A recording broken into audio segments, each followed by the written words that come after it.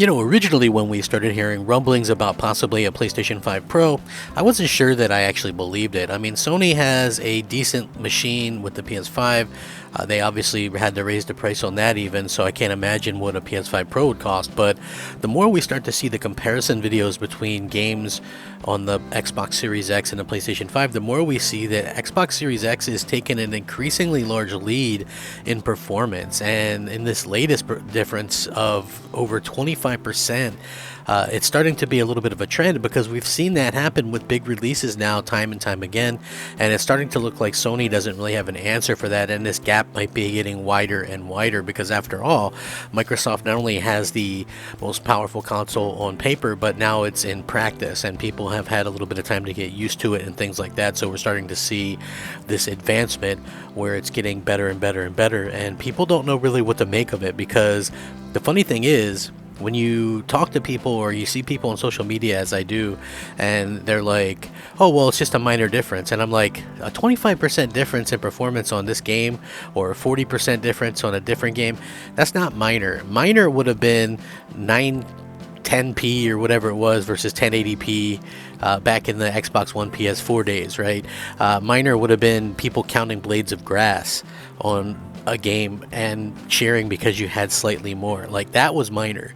And now it's so funny that people don't want any part of this because they're like, oh no, because you kind of reap what you sow, I guess, and it's just kind of funny to me that this happens. But I do want to get into this because in particular, a lot of people are talking about this, and I think not enough PlayStation fans are talking about this, but it could be interesting down the line. So hey, what's up everybody? Crap Gamer here with Crap Gamer Reviews, back with another video. Thank you so much for checking it out. I really do appreciate it. Listen, I always am the type of person to ask for what I need, and I would just like 100 likes on these videos. I know it's a small goal, but I feel like it's the only way that I can get my channel to grow at all, or to some kind of level that I'd be fairly happy with. I don't have to get a kabillion views or anything like that, but I would just like to get the engagement there with some of the people, just so that I have a chance anyway. So yeah, anyway, it can get frustrating that it really is the luck of the draw with my videos, but yeah, so 100 likes on each video would be great.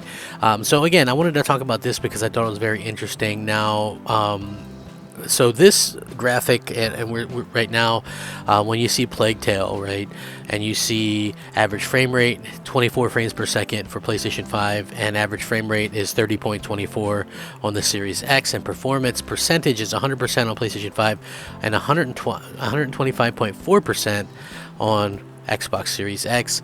The bandwidth performance is at 125% on Xbox as well. Memory bandwidth 448 gigabytes a second on PS5, 560 gigabytes per second on the Xbox Series X. So we see this huge gulf right now, and 25% is a pretty large number, and it's probably much larger than what Sony originally thought. They probably figured, like, here's the thing, I think Sony took a bet on that solid state drive, and that would have been a really good bet, because if you go back and you play stuff like Ratchet and Clank Rift Apart, that really, I think, utilized it in a way that was just more than faster load times. And I think that's something that people don't understand, right? Like, when you talk about solid state drive, you think, oh, fast load times, right? But leading up to the release of the PlayStation 5, you had all these developers on the PlayStation side, first party, and all these other people going, wow, their first party stuff is going to be really great. You're going to be able to build worlds around this thing, and it's going to be like unbelievable, and it's going to do this and that and the other thing, right? And then we haven't really seen that much outside of Rift Apart, right, where the solid state drive is used to that extent. And surprise, surprise, Rift Apart isn't on PC. So, like, I'm of the theory that they decided, hey, we should put our games on PC, which means from a design standpoint, you have to go into that thinking, well, we can't use this solid state drive that, we spent all this money on. Like, I think they should have went with a lesser solid state drive and more power personally, right? Because, like I said, the fact that their games are more and more going to PC means that you can't not design it around a solid state drive like that, because that solid state drive is an expensive one at that. But there's not really any PC games that require a solid state drive. So if I don't see how they would get that to run if you understand where I'm coming from this. Like the PC, you might go, oh, well, PCs can do this, and they can, but the average PC isn't what the PS5 is, right? And there is no forced solid state drive. There's no games, I think one game maybe that requires a solid state drive, but there's really no precedent of that where you have to have this peripheral, right? So again, I think they're ended up kind of shooting themselves in the foot. They got this amazing powerful solid state drive, but at the same time it's also going to be held back now. And where you have Xbox went with more power and a lesser solid state drive, and guess what, sometimes games are actually loading faster on the Xbox multiplat. So again, I feel like Microsoft went with the right thing right there. And this isn't the only instance. You might go, oh well, this is only one game and blah blah blah.